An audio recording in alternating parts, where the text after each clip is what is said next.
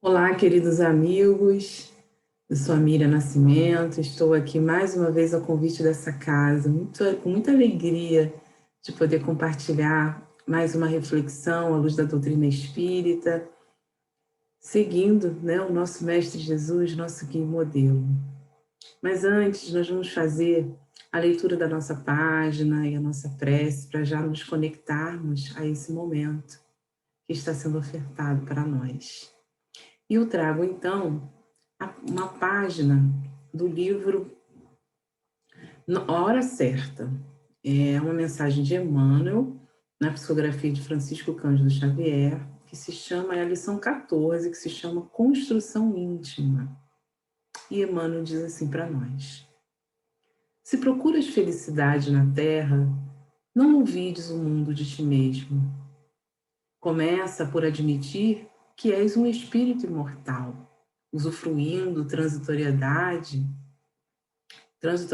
um corpo perecível, mas com a obrigação de tratá-lo convenientemente, à feição do motorista consciencioso que conduz o próprio carro com equilíbrio e prudência, protegendo-lhes as peças.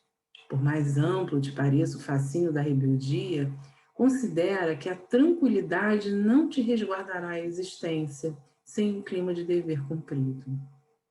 Conquanto, atendendo, como é natural, às exigências dos encargos que desempenhas, não te prendas a posses, especialmente aquelas que te façam claramente desnecessárias.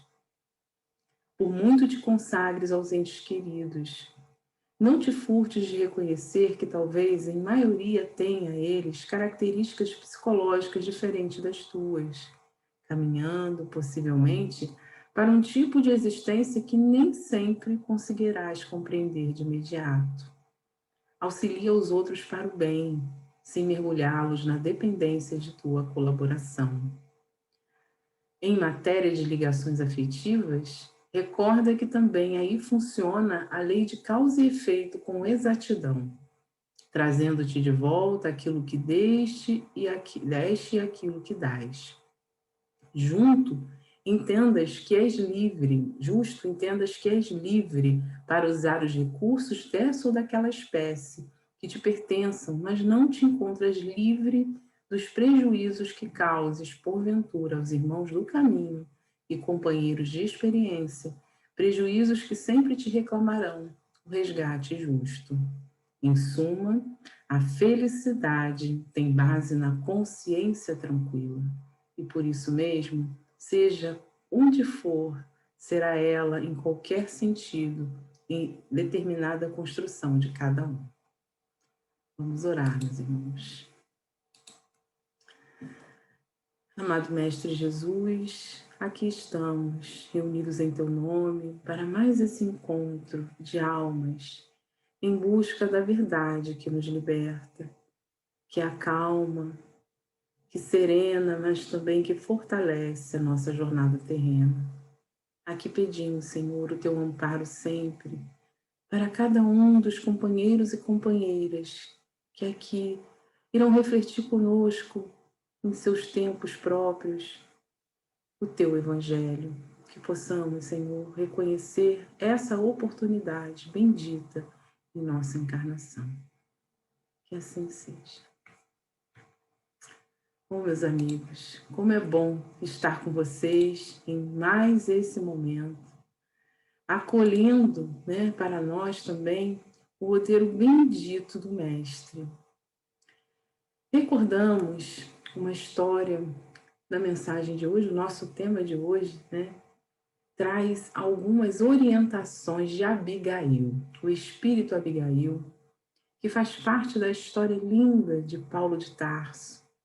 Conheceu ainda ele como Saulo, de Tarso, e que o acompanhou mesmo depois de ter desencarnado, uma grande parceria junto com Estevão, nessa grande empreitada que Paulo seguiu aqui nesta encarnação, que é descrita por nós no livro Paulo e Estevão, na psicografia de Chico, com ali toda a narrativa do Espírito Emmanuel.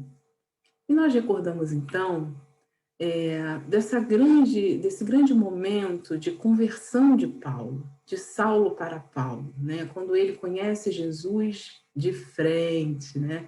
Ele já conhecia Jesus de ouvir falar, das questões que Jesus trazia, das mudanças que Jesus estava propondo, e que, claro, Saulo, sabemos, né, era um fariseu, ele era um estudioso da lei, era um guardião daquelas leis mosaicas, ele foi preparado, educado para isso, ele era uma pessoa extremamente inteligente, justa, né, mas ele cumpria aquelas regras. E na medida em que surgem figuras, né, e principalmente a figura de Jesus, que vem trazendo uma sensação de caos, uma sensação de rebeldia contra essas leis, começa a surgir uma preocupação, porque é preciso ter o controle sobre tudo, né, para garantir a paz, para garantir a ordem. Então, ele, claro, passa então a dar continuidade ao trabalho de controle que passa pela perseguição, pela punição, pela caça àqueles companheiros que deram continuidade à propagação da Boa Nova, né? Mas sabemos que ele teve esse encontro com Jesus e que esse encontro com Jesus, no momento, né, ali em que ele vislumbra a imagem de Jesus e tem um diálogo com ele, e que ele, então, começa o processo dele de transformação. É interessante porque nesse processo de transformação, a gente imagina assim, Paulo foi um exemplo, né, de força, de fé, de resiliência, hoje, quando nós estamos aqui na nossa casa espírita, seja ela tanto na questão virtual, seja ela na questão presencial, quando nós nos encontramos aqui com o Evangelho à nossa disposição, já todo codificado, organizado por Kardec, né? É uma belezura, porque a gente chega aqui, a gente vai estudar o Evangelho, vai tentar entender como o Evangelho pode fazer parte da nossa vida, né? Que mensagem é essa que não é só consoladora, mas também ela consola porque ela esclarece, através dos conceitos básicos que a doutrina espírita vem despertar em nós, para que a gente raciocine, né? A gente possa ter mais condições de tomar decisões acertadas. E aí, pensando nesse contexto que a gente está, que não é um contexto fácil, né? O mundo de provas e expiações, ele já tem ali as suas características, né? Dos desafios de aprendizado para o espírito, mas vamos pensar no contexto em que Paulo estava ali propagando a Boa Nova. Tinha lá as suas dificuldades também, eles estavam desbravando, né? Nós temos que lidar aqui com um ambiente urbano, onde alguém já cuidou desse ambiente, nos preparou para que a gente pudesse habitar. E era como se Paulo estivesse ainda no momento de desbravar, né? Conhecer as questões difíceis do caminho, preparar, né, esses grupos, essas comunidades, solidificar aquelas ideias, o convite à prática do Evangelho nas nossas vidas, para que a gente vivesse melhor, para que a gente fosse feliz, para que a gente se visse realmente como filhos de Deus, um Deus justo, um Deus bom. Com certeza eram desafios bem terríveis, né, bem complexos, e a gente imagina assim, mas Paulo era Paulo, né? Poxa, Paulo foi fácil, poxa, Paulo é um espírito de luz, né? Um espírito maravilhoso e tal. Mas, na verdade, como todos nós, né? Paulo, também passou pelo processo de construção íntima, como disse ali a nossa mensagem inicial. Isso faz parte do espírito, né? Essa construção íntima. Até que ele estivesse realmente preparado, trabalhado para fazer essa propagação da Boa Nova, foi muito difícil o seu caminhar. Foram alguns anos até que ele realmente entrasse, né, de vez ali naquele trabalho, fazendo aquelas viagens, enfrentando ao final de cada palestra, olha, a gente vai acabar aqui o nosso encontro, estamos no conforto do nosso lar, na nossa família, temos pessoas, aqui nós todos estamos assistindo, somos pessoas que buscamos basicamente as mesmas coisas, né? Estamos com pensamentos gerais, assim, homogêneos, Mas Paulo terminava, né, as suas palestras, ou era apedrejado, alguém cuspia nele, alguém botava ele para correr, era perseguido, né? Sempre tinha alguma coisa, mas ele estava sempre ali naquele processo de resiliência.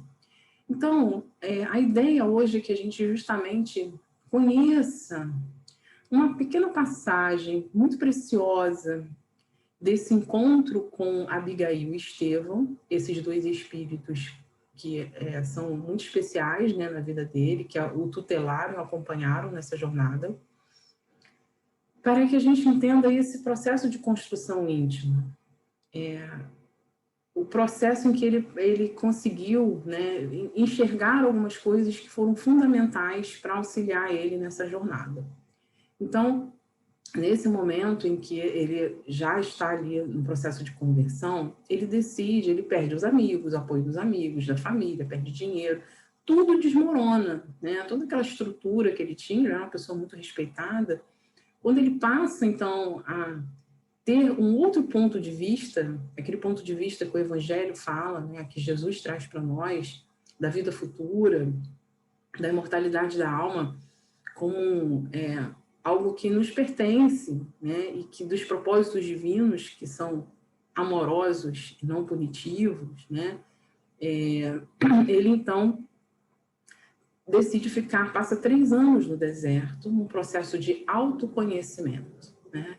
Algo que Kardec traz lá no Livro dos Espíritos, querendo justamente saber assim, olha, a gente já sabe a teoria, tudo, agora como é que a gente vai para a prática? Como é que a gente começa a colocar em prática essas ideias novas que nós estamos acolhendo, para que elas possam realmente fazer parte da nossa transformação? E aí ele faz a referência ao sábio, que em algum momento diz, conhece-te a ti mesmo, né? Então é preciso que a gente se aceite as nossas imperfeições, aceite o que nós somos e o que nós temos de conquistas, para que a gente possa trabalhar em cima disso. Um médico, ele não vai trabalhar em cima somente de hipóteses, ele vai buscar fazer exames, ele vai buscar aprofundar, exame clínico, exame de laboratório, ele vai fazer uma radiografia, para então promover um tratamento, né? Porque se ele faz em cima de um diagnóstico genérico, de associação, ele pode ali não atender de forma tão assertiva aquele tratamento, né? Então, se ele tiver lá os exames complementares, um acompanhamento, ele vai conseguir ali tratar aquela enfermidade com mais segurança, né? Então, assim somos nós também. É preciso que a gente entenda que nós somos imperfeitos, mas fomos feitos para a perfeição. E que na medida em que, ao invés de ficarmos nos culpando, nos atormentando, que eu não sei, que eu não consigo, que eu não posso, eu sou filho de Deus, né? Jesus sempre fez questão de dizer, brilha a vossa luz. Vocês podem fazer muito mais do que eu faço, né? Porque Jesus passou por essas etapas todas, como nós. Então, ele conhece perfeitamente, ele sabe como é que é essa trilha, né, do Espírito. Então, nesse processo de autoconhecimento no deserto, chegou um momento que ele estava muito cansado, ele já estava assim, um pouco meio desanimado, né? Porque começou a cair a ficha. Sabe quando cai a ficha? Olha, essa mudança, desse ponto de vista, aquilo que eu quero seguir, o caminho que eu quero seguir é pedregoso, é cheio de espinhos, é difícil. Começou a bater uma certa angústia, né? Começou a bater um certo desespero nele. Ele começou a ficar assim um pouco angustiado, porque ele vislumbrava, né, que ele teria que sair um momento do deserto, voltar para a vida, encontrar com as pessoas, socializar, começar a tarefa, e ele já bateu aquele desespero. Só que nesse momento ele adormece e ele tem um sonho, ele é levado a esferas espirituais altíssimas. Ele tem um sonho maravilhoso, com uma vibração tão maravilhosa, onde tudo tinha uma cor diferente, tudo era assim, tão maravilhoso, que ele é tomado por essa vibração. O coração acalma. Como quando a gente está fazendo ali, participando de um momento de prece, um momento de meditação, né, em que a gente se concentra para fazer uma leitura, a gente escuta uma boa música, nós estamos num ambiente em que as pessoas têm um papo saudável, né? Quando a gente cria essa ambientação, como é bom, a gente se sente bem. E ele estava se sentindo muito bem. ele acorda, ele começa a despertar, e quando ele desperta, ele vislumbra ali duas figuras. Essas duas figuras, Estevão e Abigail, se aproximam, né? E ele, então, emocionado, né? Imagina a emoção de ver aquelas duas figuras, começa, então, a ficar assim um pouco, né? Emocionado, sem até conseguir falar. Então, o que ele faz, né? Ele se ajoelha e começa a chorar. Porque a ficha vai caindo, como nós falamos, né? A ficha vai caindo. E aí, nesse momento, então, os dois irmãos se aproximam, né? E falam para ele, assim, de uma forma muito generosa: levanta-te, Saulo, disse Estevão com profunda bondade. E ele, então, começa, né, opa, tem algo, né, algo que vai aqui, de repente, me ajudar. Jogaram uma cordinha, né, para mim. E aí, Abigail, também com a sua doçura, né, a sua generosidade, fala assim: vamos levantar, vamos, ergue o seu rosto, né? Vamos olhar para frente. O que é isso, Saulo? Choras? Pergunta ela, né?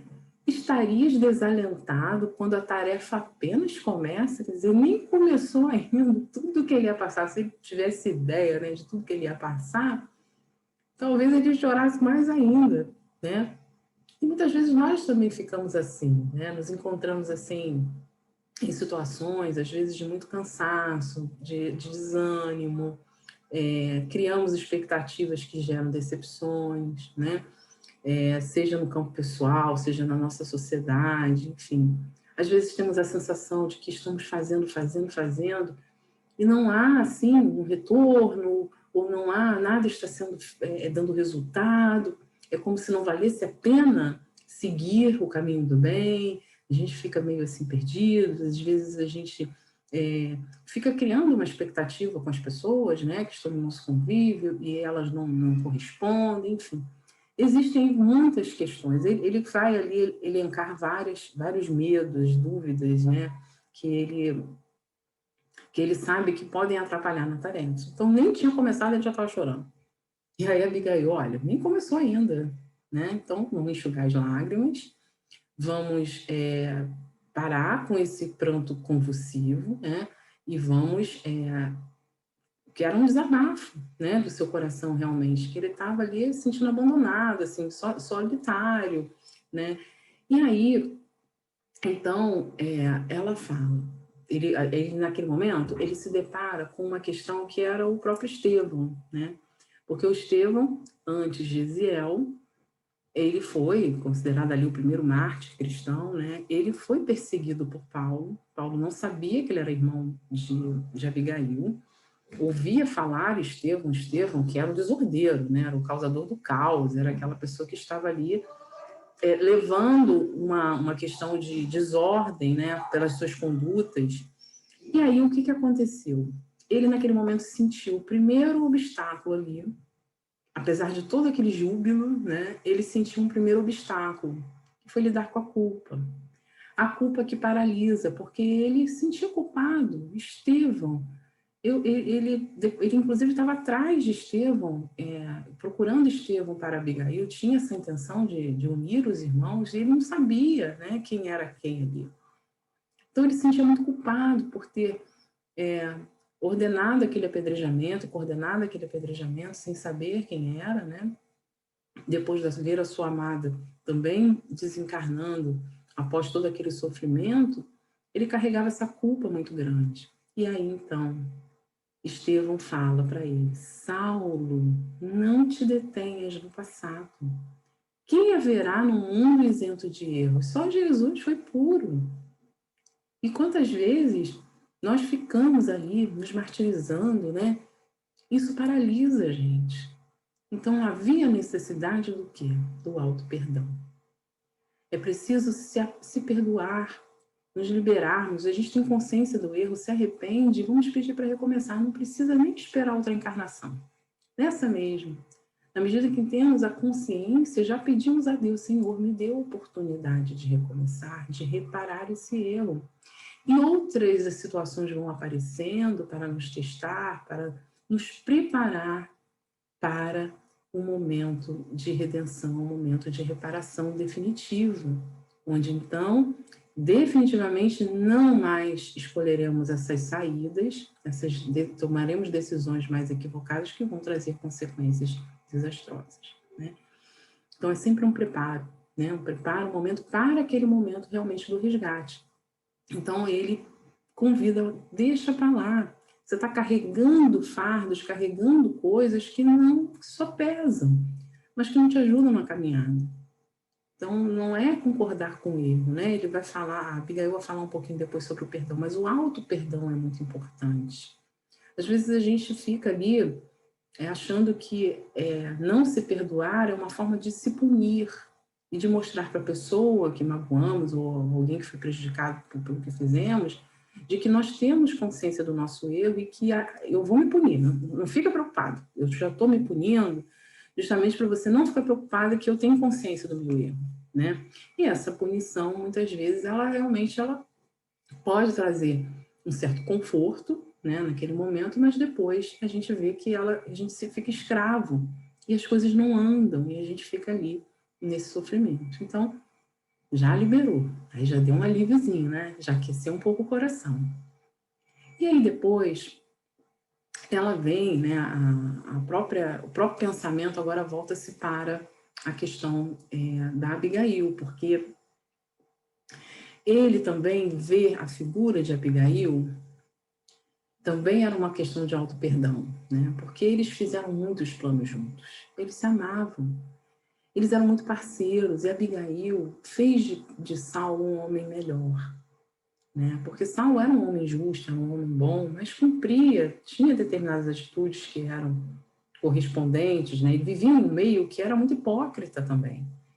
Mas Abigail sempre chamou a atenção dele para isso, né? Para que as suas palavras fossem correspondentes às suas ações, né? Ou vice-versa, suas ações correspondentes às suas palavras.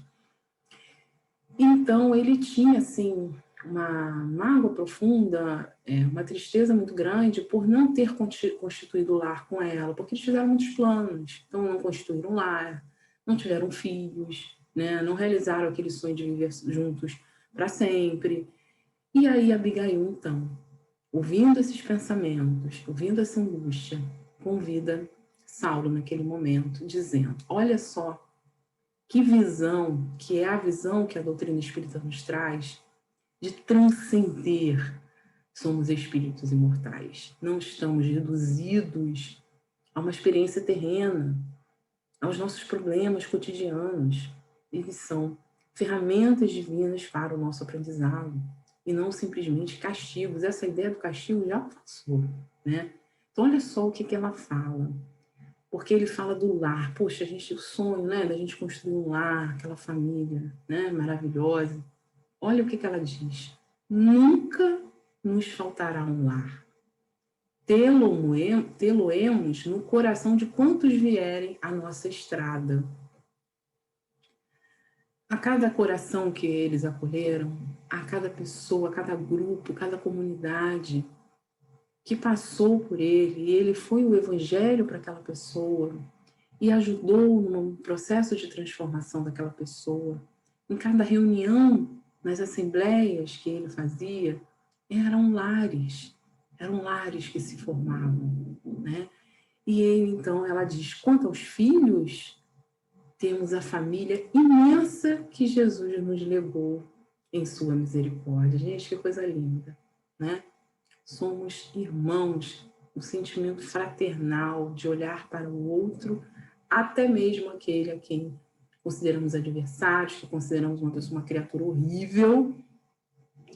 Ele também está nesse contexto de acolhimento, para que o processo dele não seja adicionado ao processo dele, que muitas vezes já é uma derrocada, né, pelas suas escolhas, o nosso ódio.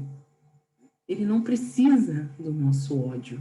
Nós podemos nos indignar, discordar das suas atitudes e até, de alguma forma, trabalhar para que aquelas ideias não sejam propagadas, mas ele não precisa do nosso ódio, porque a pessoa já está num processo né, de derrocada. E realmente ele não precisa disso. Demais isso, né, no seu caminhar. Os filhos do Calvário são nossos também. O Calvário, né, tanto aquele que já entrou no processo de mudança, como aquele que ainda nem sequer vislumbrou, mas que também vai passar, vai carregar a sua cruz para caminhar. Eles estão em toda parte esperando a herança do Salvador.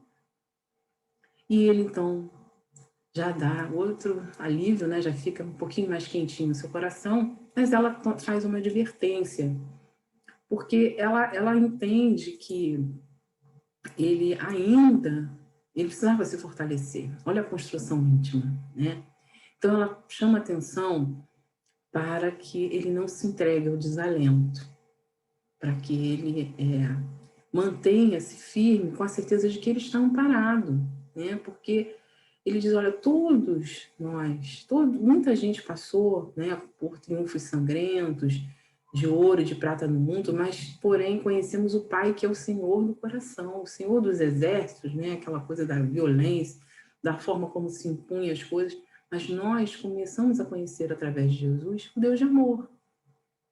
Então, além de destacar a fé, gente, eu estou lendo aqui porque o texto é muito lindo, não consigo reproduzir, né, essa fala tão amorosa, né, de Abigail. Além nos destaca a fé pela riqueza das dádivas materiais nos sacrifícios, mas o Evangelho nos conhece pela confiança inesgotável e pela fé ativa ao serviço do Todo-Poderoso. É saber o que você quer. Se a gente tem essa certeza, né, essa fé inabalável, que a gente sabe onde é que a gente quer chegar, a gente sabe qual é o projeto divino. Então, por mais que digam que o mundo está ruim, que as pessoas, que não tem mais jeito, que as pessoas, a gente não consegue acreditar mais nas pessoas, que está tudo ruim, nós sabemos do projeto divino. É como se, sabe quando a gente fala, muitas vezes, escuta as pessoas falarem assim, fulano é muito mal amado. Fulano aí, nossa, fulano, Deus me livre, é uma pessoa mal amada. Nós somos filhos de Deus. Nós somos amados por Deus. Como alguém no mundo, no universo, pode ser mal amado, se nós somos amados por Deus? Talvez mal amados por nós, porque nós não conseguimos amar. A Abigail vai falar sobre o amor, né, como uma fonte, um recurso imprescindível para a nossa convivência, para a construção da paz, porque talvez eu não saiba amar aquele companheiro ainda, né? Aquele que consideramos adversário, talvez até aquele que é muito meu amigo, muito meu parceiro, eu também amo com posse, com sentimento de posse, com sentimento de controle, né? Com amor condicional. Olha, eu te amo, mas você tem que fazer isso, isso, isso, se você for desse jeito. Nós estamos aprendendo a amar, né? Então, ela chama atenção aqui justamente, né, para que a gente não se esqueça disso. Nós somos filhos de Deus, já somos muito bem amados. Ninguém fica mal amado nessa existência, né? Então, ela fica ali falando o tempo todo, né, para que ele se mantenha firme, o coração fiel a Deus. A paz triunfante do Cristo é a da alma laboriosa que obedece e confia, né? A gente ter disciplina de pensamento. Quando a gente perceber que algo está vindo, né, que está trabalhando contra, a gente ter essa disciplina do pensamento. E para que a gente não fique também, esvazie um pouco os pensamentos do mundo. Às vezes a gente fica vendo muita notícia ruim, muita coisa ruim, e a gente fica naquele clima, e isso acaba contagiando as nossas escolhas, nossas decisões, causa um caos, né? Um desequilíbrio, que às vezes é difícil de equilibrar. Então, nesse momento, talvez seja o momento da gente estar se esvaziando desses pensamentos do mundo, lembrando de toda a logística que é o nosso planejamento reencarnatório, estarmos aqui, né, aprendendo e sendo quem somos, com as nossas conquistas, com as nossas questões. Quando haja esgotada a derradeira gota da posca de enganos terrenos, quer dizer, essas nossas ilusões, o tempo que desperdiçamos com debates vazios, de ódio, né? Jesus encherá teu espírito de claridades imortais. É a claridade que liberta, é a claridade que traz paz para a gente, né, de coração, a consciência tranquila. Então, naquele momento, no final daquele consolo, né, Saulo, ele fica ali um pouco até sem palavras, né, depois daquilo tudo. E naquele momento Estevão se afasta um pouco, né, se despede, e Abigail fica com ele ainda, tentando aquecer o coração dele, né, para que ele chegue à conclusão. A doutrina espírita nos propõe isso, né, que a gente observe o que está acontecendo ao nosso redor, que a gente busque respostas, que a gente se pergunte, que a gente busque entender as questões. E na medida que eu entendo aquilo, como aquilo pode verdadeiramente me ajudar na mudança, na transformação? E ali, então, ele faz um questionamento, porque ele já entendeu por que ele tem que fazer aquilo, né? Por que ele passa pelo processo da mudança, por que ele tem que seguir o Cristo. Agora vem a pergunta como? Como é que eu faço isso? Né? Porque eu fui abandonado, eu não conto mais com ninguém, como é que eu vou começar essa empreitada? Eu não encontro pessoas mais, amigos, que me acompanhem nisso. Nós, muitas vezes, estamos aqui nesse encontro, todos com um pensamento homogêneo, né? Buscando, às vezes, a mesma coisa, de forma genérica, mas estamos aqui em concordância de muitas coisas. Mas e quando nós estamos num grupo familiar que é totalmente diferente de nós? Quando nós convivemos com pessoas que pensam totalmente diferente de nós? Quando nós não temos essa adesão, né, naquilo que a gente quer fazer, naquilo que a gente acredita ser o certo fazer? Então, aí a Abigail, ela é muito assertiva, né? E ela diz assim, em Jesus, você reclama, companheiros que concordes contigo nas edificações evangélicas, né? Você quer lá uma equipe já formada, uma galera que trabalhe com você, assim, ó, fácil. Vem cá, gente, todo mundo que concorda comigo. Onde eu vou, eu só quero gente que concorde comigo, né? Mas ela fala assim, é preciso lembrar que Jesus não esteve, nem Jesus teve a concordância de todos e o apoio de todos. Mas nós não estamos sozinhos. E ela ainda chama atenção que em algum momento, na hora que a gente se dedica esses instantes de vida ao mestre, que a gente serve com energia e com ternura, com quem sabe que a realização espiritual reclama o concurso de todos os sentimentos que nobrece a alma, nós vamos ter, sim, o suporte. Porque pessoas vão se aproximando, pessoas vão aderindo àquele trabalho, àquele ideal, né? Tanto no mundo espiritual como no mundo terreno, sempre teremos apoio. Se a gente tem apoio quando a gente faz besteira, né, nas pessoas que concordam com a forma de fazer alguma coisa errada, por que não teremos adesão daqueles que estão próximos? Kardec faz essa pergunta quando nos vemos ali temerosos das influências espirituais negativas. Qual é a melhor forma de afastar essas influências, de não estar em constante contato com elas e sofrendo essas influências? Atraindo as boas. Como é que atraímos as boas? Né? Com as mesmas escolhas ali, com os mesmos pensamentos, com bons pensamentos, com boas atitudes, nós teremos parceiros firmes nesse caminhar. Mas aí, nesse instante, ainda assim, ele questiona, né? Que fazer doravante para triunfar? Porque ele entende que ele começa agora a ver, né, que ele vai ter que quebrar muita pedra, muita coisa para poder passar, né, por essa empreitada. E aí ela diz, então, Saulo, para a certeza da vitória do escabroso caminho, lembra-te de que é preciso dar. Muitas vezes a gente está esperando sempre o resultado, né? Eu quero saber da meta, já atingir a meta.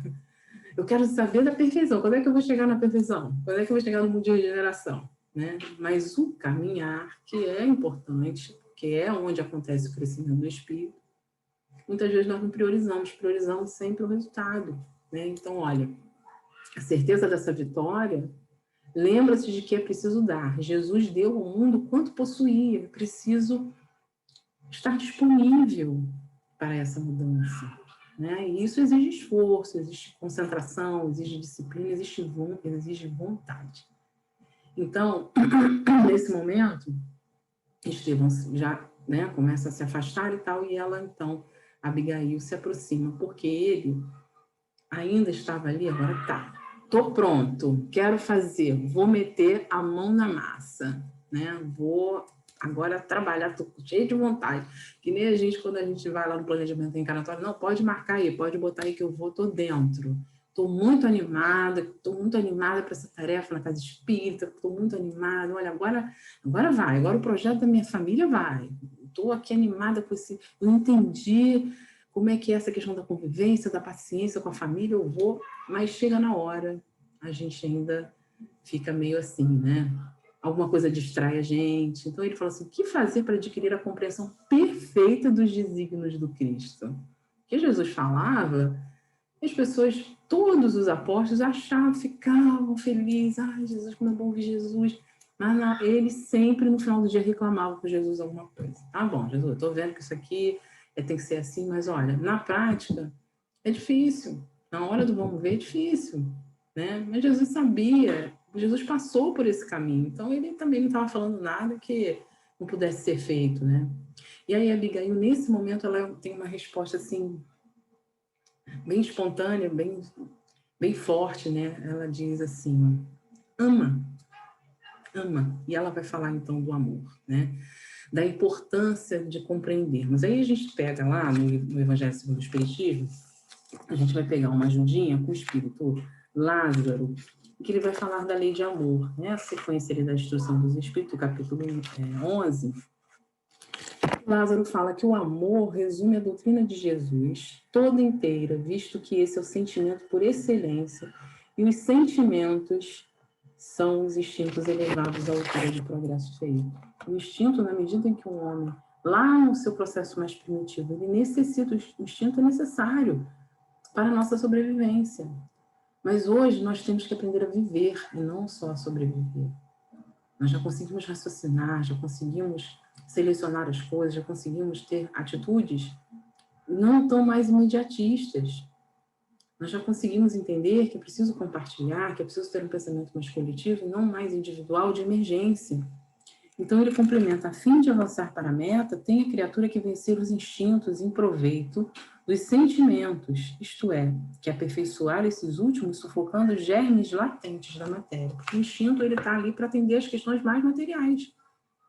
Então ele sempre vai existir, porque a gente ainda está no mundo material, mas ele não pode ser o que simplesmente rege a nossa vida. A gente precisa ter esses sentimentos, né, sendo mais elaborados para que a gente possa entender os propósitos, porque na medida em que eu não tenho as questões materiais atendidas, a vida acaba.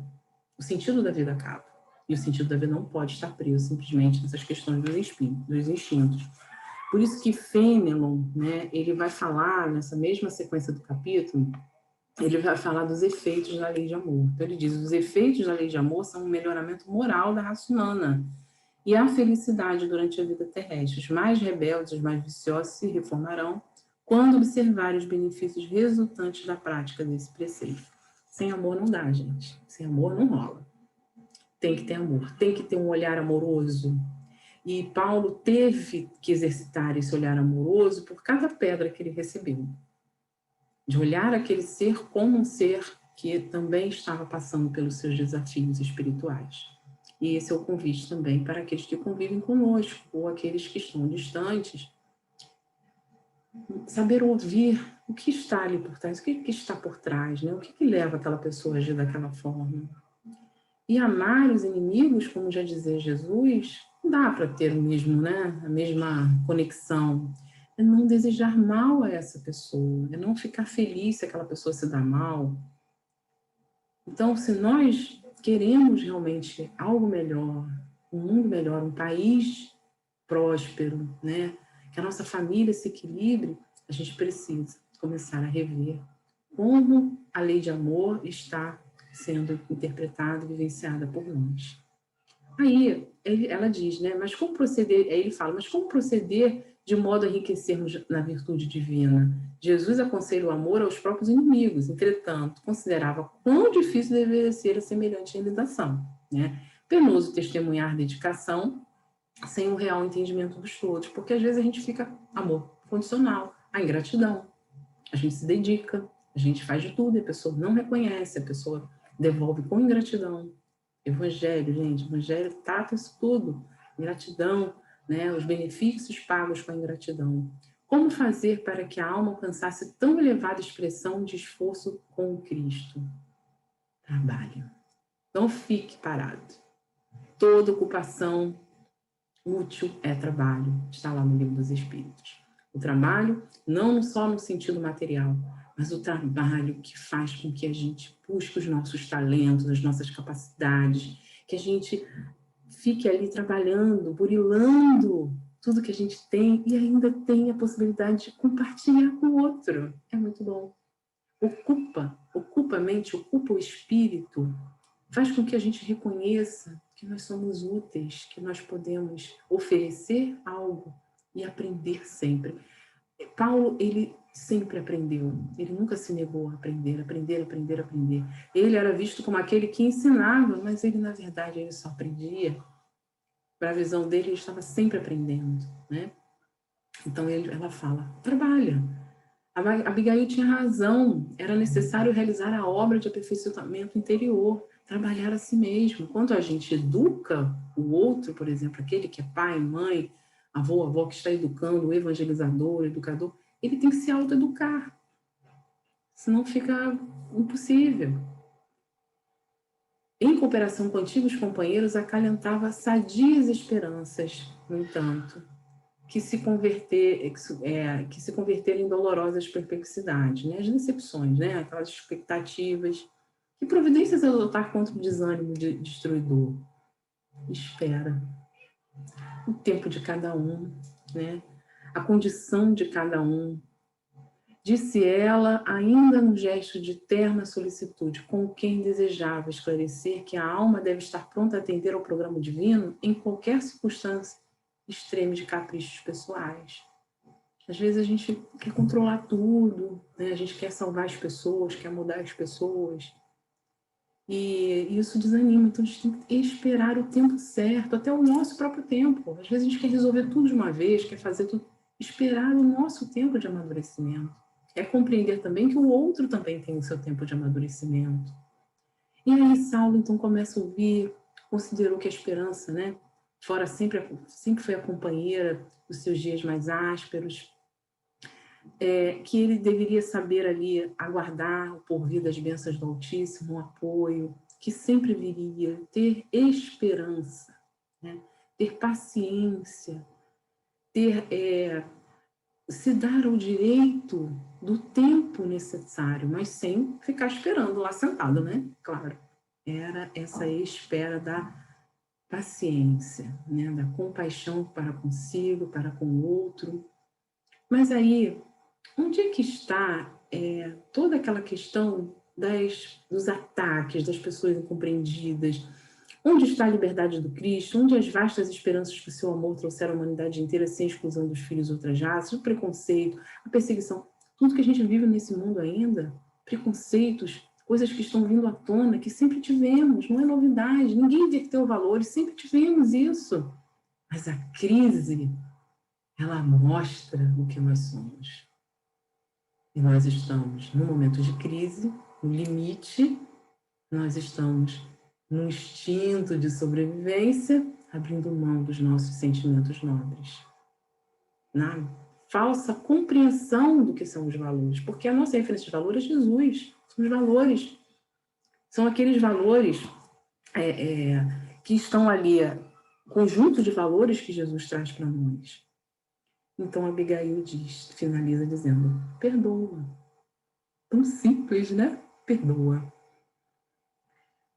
Gente, perdoar. A gente vem aqui no livro Estude Vida, Estude Viva, de André Luiz Emmanuel, né? Na psicografia do Chico e do Valdo Vieira, e que tem um item lá que fala do perdão em nós, né?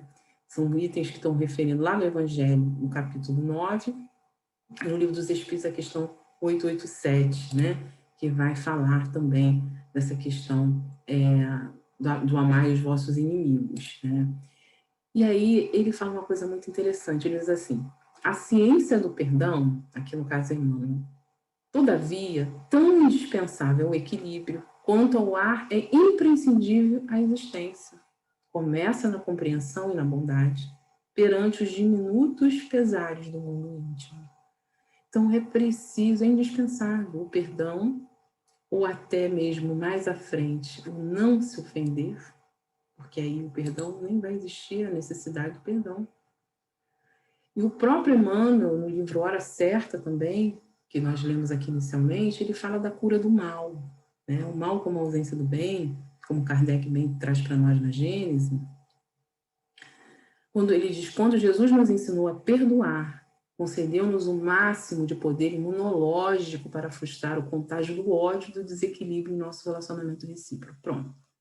Gente, a fórmula da imunidade. A gente está procurando imunidade aí, com coronavírus, se alimentar bem, né? E ter uma série de questões de medicamentos e coisas.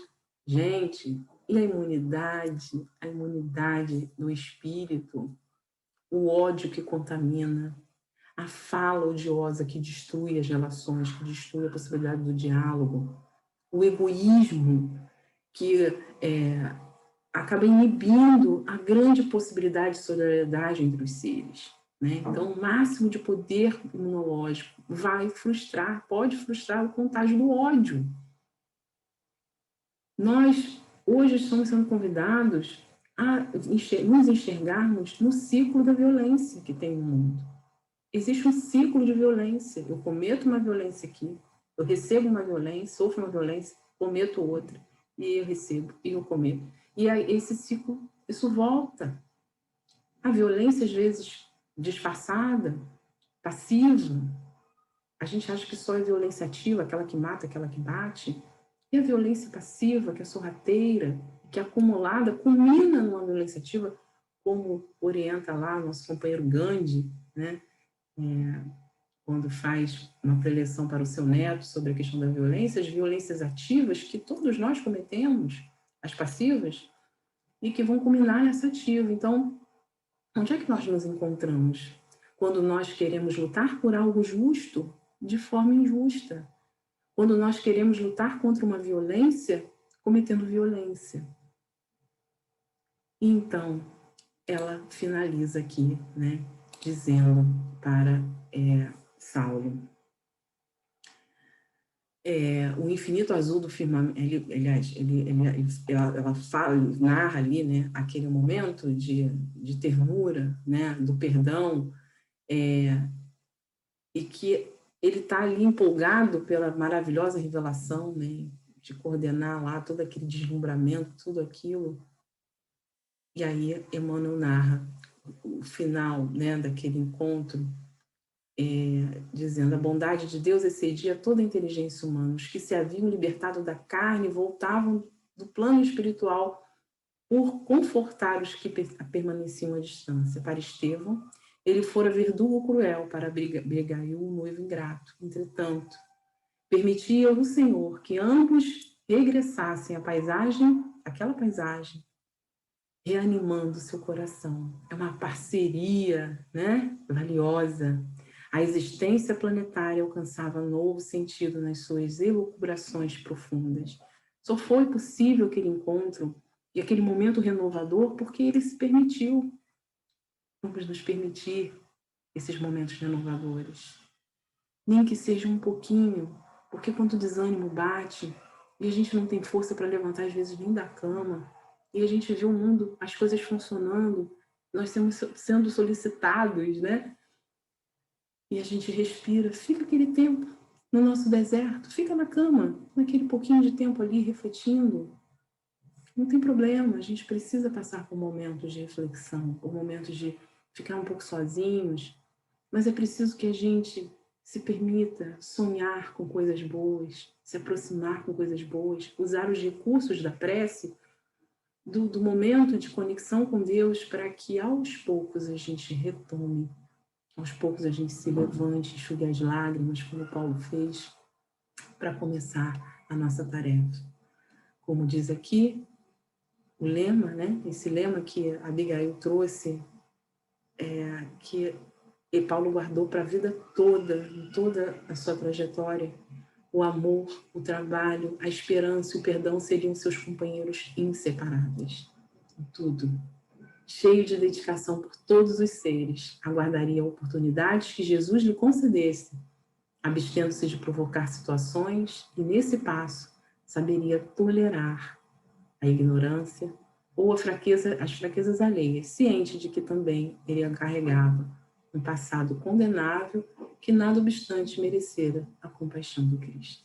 Meus amigos, desejo a todos muita paz, muita esperança, muito trabalho, muito amor e perdão, auto-perdão, perdão para aqueles que nos ensinam a sermos melhores.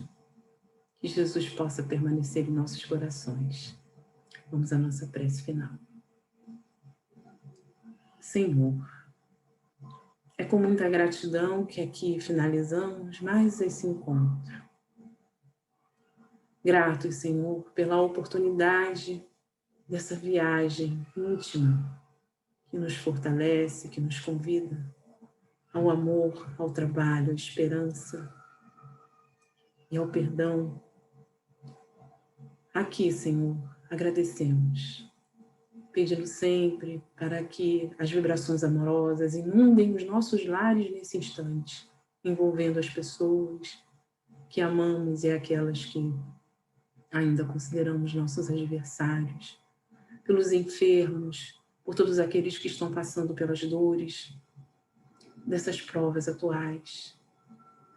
Agradecemos por essa casa, pelos espíritos amigos que tutelam essa tarefa, para que possamos ser perseverantes no exercício do Teu Evangelho, Senhor. Muito obrigada, que assim seja, graças a Deus. Muita paz a todos, meus irmãos, e até a próxima.